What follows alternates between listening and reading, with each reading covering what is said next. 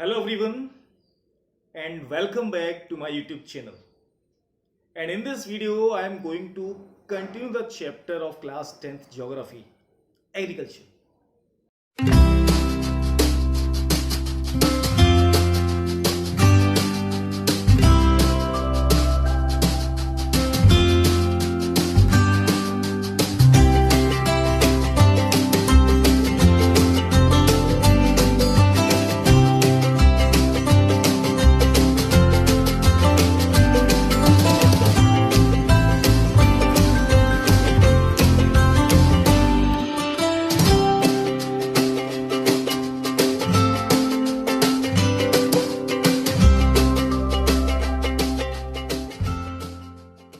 Till now, we have discussed about the food crops. And in this video, I am going to explain about the non-food crops. The first non-food crop which we are going to study is rubber. Rubber जैसे कि आप सब जानते हैं कि आज कितना important है देश के डेवलपमेंट के लिए. एंड रबर जो है वो लेटेक्स से बनती है और लेटेक्स जो होता है वो एक रबर ट्री से आता है. रबर ट्री से एक व्हाइट कलर का लिक्विड निकल के आता है, वो लेटेक्स होता है. That is used to make rubber. लेकिन ये ट्रॉपिकल एरियाज में ज्यादा होता है, ट्रॉपिकल, और इसके लिए रेनफॉल भी काफी ज्यादा चाहिए होती है, 200 centimetre of rainfall and the temperature should be above 25 degree Celsius. अब जरा सोचिए, इंडिया में ऐसी जगह कहां होंगी जहां टेम्परेचर भी ज्यादा हो और रेनफॉल भी अच्छी हो. बहुत ईजी है तरीका से समझना. ऐसी केवल कोस्टल एरियाज ही हो सकते हैं. कोस्टल एरियाज हो सकते हैं या फिर हमारे आइलैंड्स हो सकते हैं. आप जरा उसके पढ़ के देखना स्टेट्स, यही स्टेट्स के नाम लिखे होंगे. जैसे कि आप समझ लिए केरला, सबसे मेन जो है केरला है. तमिलनाडु, कर्नाटका, आंध्र प्रदेश, मेघालय, मिजोरम, ये वो एरियाज हैं जहां रेनफॉल अच्छी होती है और क्लाइमेट भी अच्छा है. 25 डिग्री से अबव भी होता है. अंडमान निकोबार भी आता है इसमें हमारा. तो आई थिंक रबर क्लियर हुआ. याद करने का तरीका क्या है? ट्रॉपिकल एरियाज में होता है जहां रेनफॉल अच्छी होती है 200 सेंटीमीटर, टेम्परेचर भी अच्छा होना चाहिए 25 से ज्यादा. तो ऐसे एरियाज कौन से? कोस्टल एरियाज या आइलैंड एरियाज, या फिर वो एरियाज जहां पे रेनफॉल ज्यादा पड़ती है इंडिया में. और ये एक तरीके से रॉ मटेरियल है, ये हमारे लिए यूजफुल नहीं है, हम इसे नहीं खाते. तो ये नॉन फूड क्रॉप में आता है, नॉन फूड क्रॉप जिससे हम नहीं खाते हैं. तो रबर का यही था. नेक्स्ट टॉपिक जो है हमारा वो है फाइबर क्रॉप. फाइबर क्रॉप वो होती हैं जिससे धागे बनाए जाते हैं, सिंपल. तो हमारे देश में फाइबर क्रॉप्स कौन कौन सी होती हैं शायद आप जानते हैं. देखो, कॉटन के धागे बनते हैं, जूट, हेम्प. अब ये क्या चीज होती है? सन गांजा होता है, ये भी प्लांट से निकल के आता है. और एक होता है हमारा सिल्क. सिल्क के बारे में आपने सुना होगा. और सिल्क अकेला एक ऐसा फाइबर है इन चारों में जो प्लांट से नहीं आता है. वो कहां से आता है? सिल्क ककून से आता है. आपने इसके प्रोसेस के बारे में काफी पढ़ा होगा, सेरिकल्चर के बारे में. Rearing of silk worm is known as sericulture. तो ये था हमारा फाइबर क्रॉप. और फाइबर क्रॉप्स में सबसे पहला टॉपिक जो हम पढ़ने वाले हैं वो है कॉटन. और कॉटन के बारे में जितना हम कम कहें भारत में उतना ही कम होगा, जितना कहें उतना ही कम है. तो सबसे पहला कॉटन जो है हमारे इंडिया में, कहते हैं कि इंडिया की ही देन है इस वर्ल्ड में कॉटन. इंडिया की ही देन है. आज इंडिया जो है is the second largest producer of cotton after China. और कहते क्या है, टेक्सटाइल इंडस्ट्रीज के लिए सबसे इंपॉर्टेंट रॉ मटेरियल जो है वो आपका कॉटन ही होता है. कॉटन हमारे देश में कई सारी जगहों पे होता है, लेकिन थोड़ा सी क्लाइमेटिक कंडीशंस अलग होती हैं. ये एक ऐसी क्रॉप है जो 6 to 8 मंथ्स लेती है पूरी तरह से ग्रो होने में.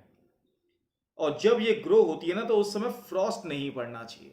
फ्रॉस्ट, हालांकि रेनफॉल ज्यादा नहीं चाहिए, ज्यादा इरिगेशन नहीं चाहिए, लेकिन फ्रॉस्ट नहीं होना चाहिए. ये समझ लो कम से कम 210 डेज फ्रॉस्ट फ्री होने चाहिए. और ब्राइट सनलाइट होनी चाहिए, ब्राइट सनलाइट. ये इसके factors.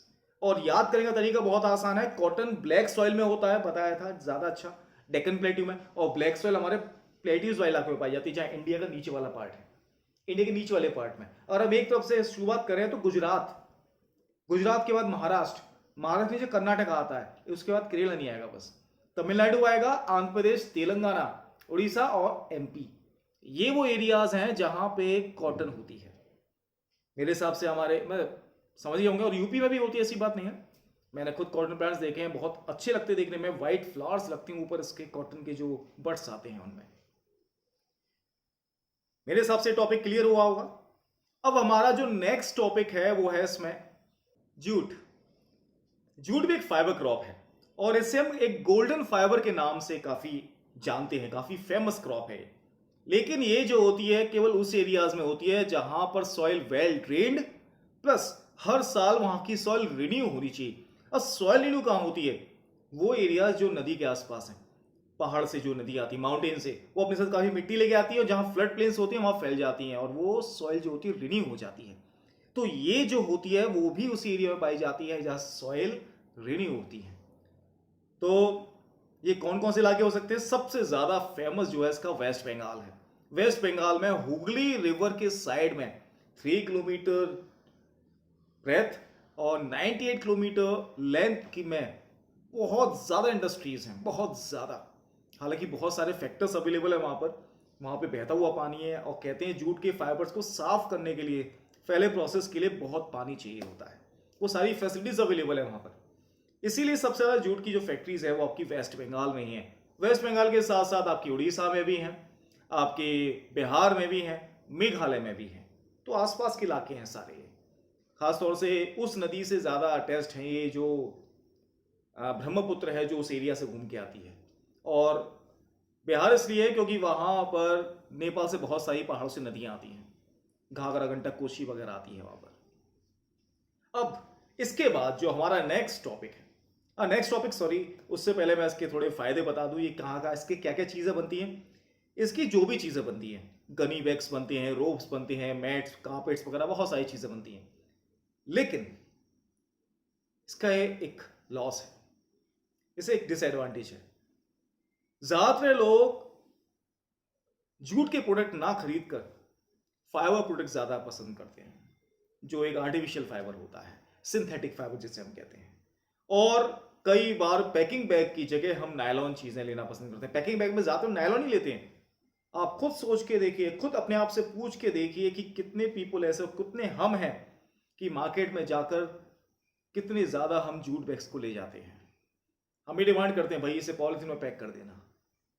Ultimately we are promoting the product which is not a biodegradable.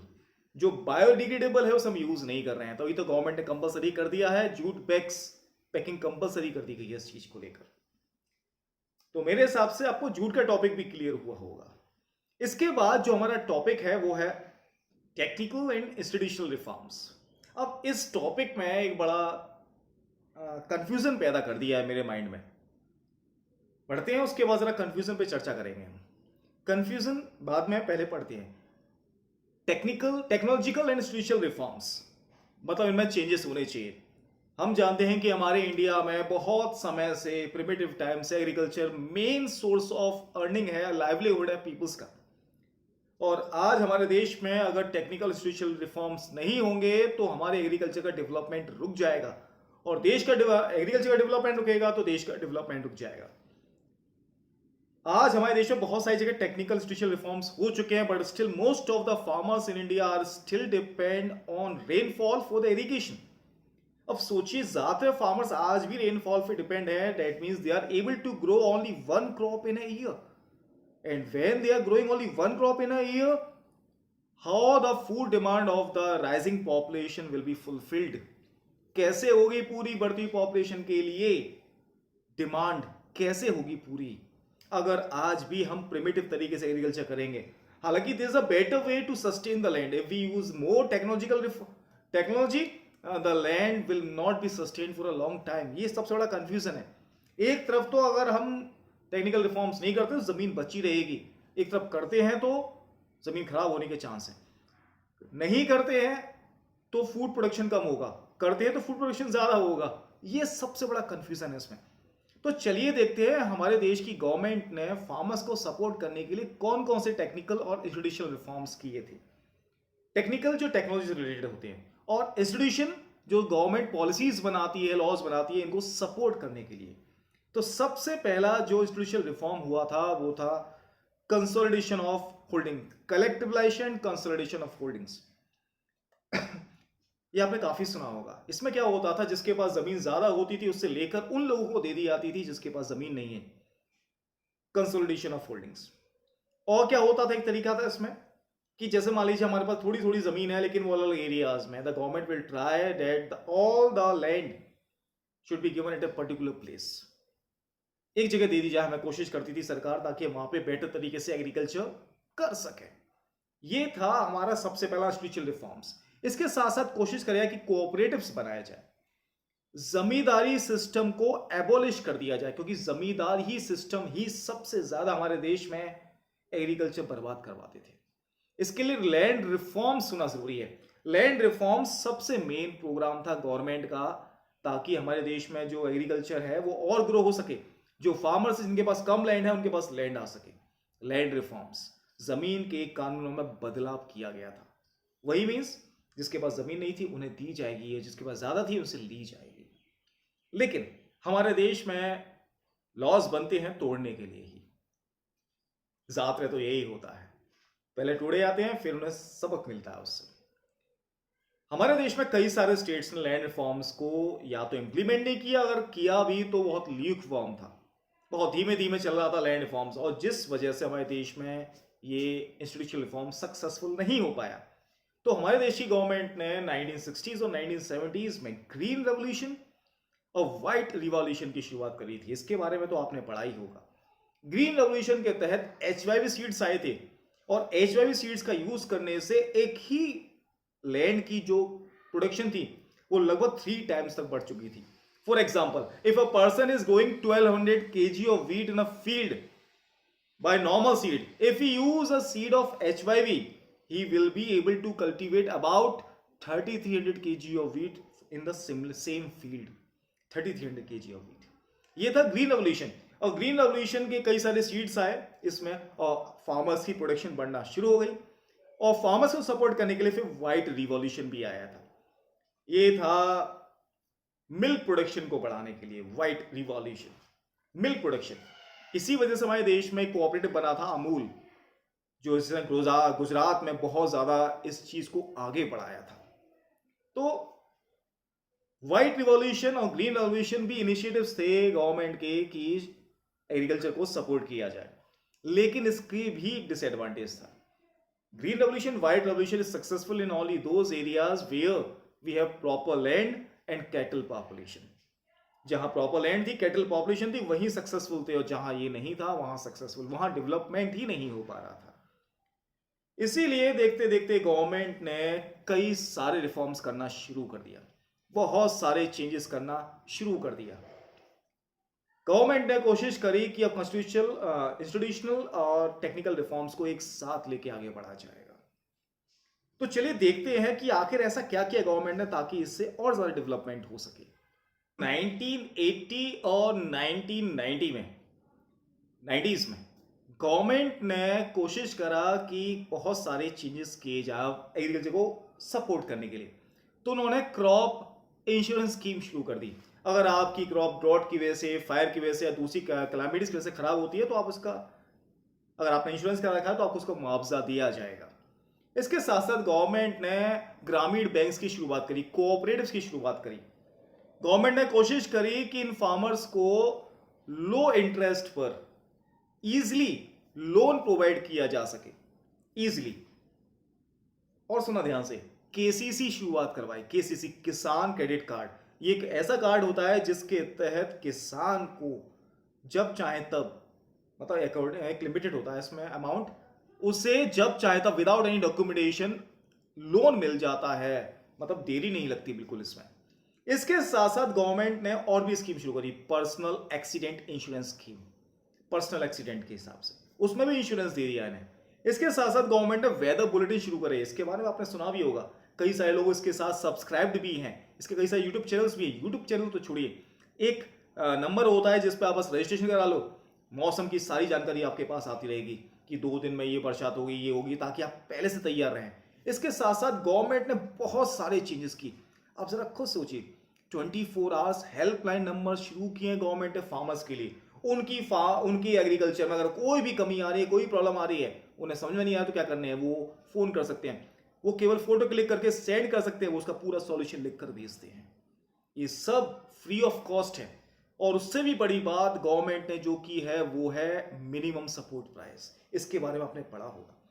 Farmers को एक गारंटी मिल गई है कि मैं जो गेहूं उगाऊंगा या जो भी मिनिमम सपोर्ट प्राइस जिसका रखा है गवर्नमेंट ने, वो उगाऊंगा ना, वो ग्रो करूंगा, तो कम से कम उस रेट पर तो बिकेगा ही बिकेगा। उससे कम रेट मुझे कहीं नहीं मिलेगी। गवर्नमेंट कहती है कि आप उसे बेचो, अगर उससे ज्यादा बेच सकते हो तो आई हैव नो प्रॉब्लम, अगर आपका नहीं बिक रहा है तो इस रेट पर मैं आपसे खरीदूंगी। तो एक तरीके से गवर्नमेंट को सपोर्ट मिल जाता है, सपोर्ट। और सपोर्ट आप जानते हैं जरूरी है इन फार्मर्स के लिए। फार्मर्स को सपोर्ट मिलना जरूरी है और वो एमएसपी ही देती है, मिनिमम सपोर्ट प्राइस। ये फायदे हैं इसके। इसके साथ साथ मैं आपको थोड़ा भूदान और ग्रामदान भी समझाऊंगा। तो क्या हुआ था, महात्मा गांधी का मेन मोटो था कि पूरे देश में डेवलपमेंट होना चाहिए।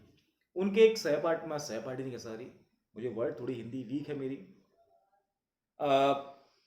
उनके साथ जो हमेशा रहने वाले एक पर्सन थे, विनोबा भावे, वो भी उनके प्लान को आगे बढ़ा रहे थे। और उसके बाद महात्मा गांधी का एक मिशन था ग्राम स्वराज, मतलब ग्राम को हम आजाद कर देंगे। और जब महात्मा गांधी शहीद हो गए तो उसके बाद ये मुद्दा उठाया, मतलब इस प्रोग्राम को आगे बढ़ाया विनोबा भावे ने। विनोबा भावे ये पर्सन गांव गांव जाते थे और बताते थे कि हम आपके लिए क्या क्या करेंगे।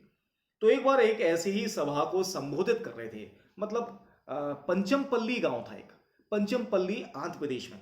तो उस गांव में जब ये एक सभा को संबोधित कर रहे थे तो उसी सभा में एक किसान ने उठ के कहा कि ये ग्राम स्वराज के बारे में जो बता रहे वो तब तक नहीं हो पाएगा जब तक हम जैसे लोगों के पास जमीन नहीं आएगी। तो उसी असेंबली में, उसी सभा में मौजूद एक जमींदार उठा और उसने घोषणा कर दी कि मेरे पास जो 80 एकर्स ऑफ लैंड है मैं 80 लैंडलेस फार्मर्स में बांटता हूं।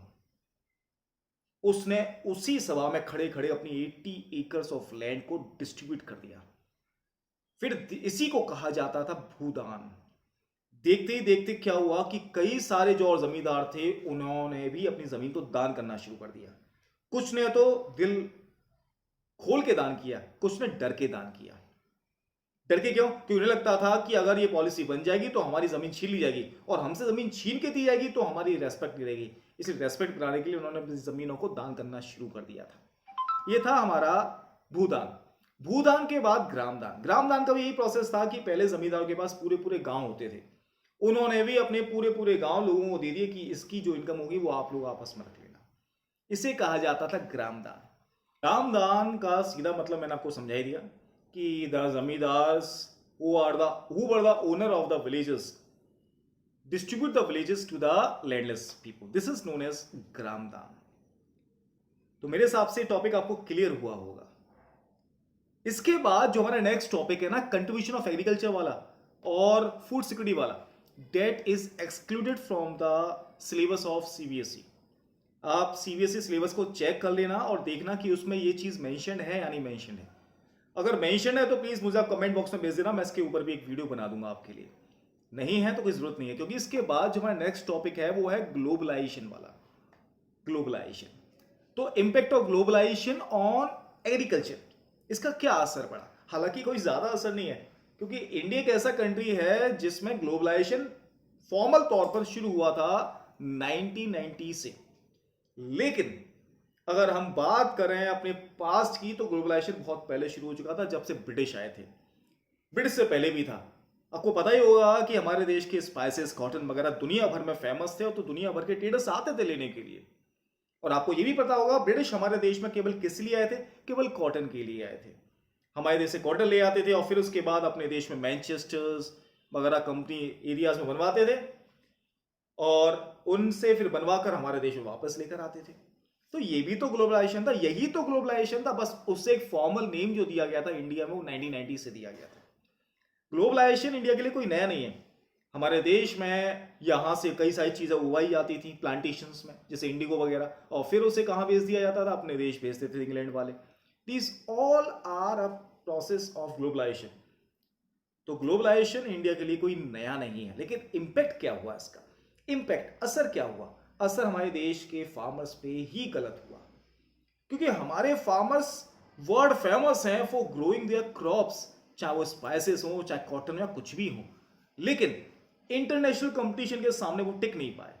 इंटरनेशनल कंपटीशन की एक सबसे बड़ी कमी ये है कि वहां की जो गवर्नमेंट है वो अपने एग्रीकल्चर को सपोर्ट करती है, और वो सपोर्ट के तौर पे सब्सिडी ज्यादा मिलती है, तो वो सब्सिडाइज्ड एग्रीकल्चर है। अब जरा मान लीजिए एग्जांपल, मान लीजिए हमारे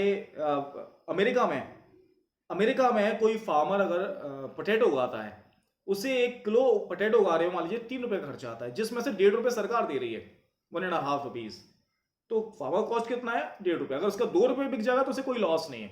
और इंडियन गवर्नमेंट ज्यादा सब्सिडी नहीं दे रही है, बल्कि सब्सिडी कम और कर रही थी, जिस वजह से हमारे फार्मर्स सपोर्ट नहीं जीत पाए, मतलब कंपटीशन नहीं लड़ पाए इस इंटरनेशनल मार्केट में। इसके साथ साथ जो HYV सीड्स का यूज हुआ था ना, वो भी बहुत ज्यादा ड्रामेटिक चेंज लेकर आया था हमारे देश के एग्रीकल्चर में, बहुत ज्यादा ड्रामेटिक चेंज, एकदम से प्रोडक्शन बढ़ गया था। लेकिन जमीन खराब होना शुरू हो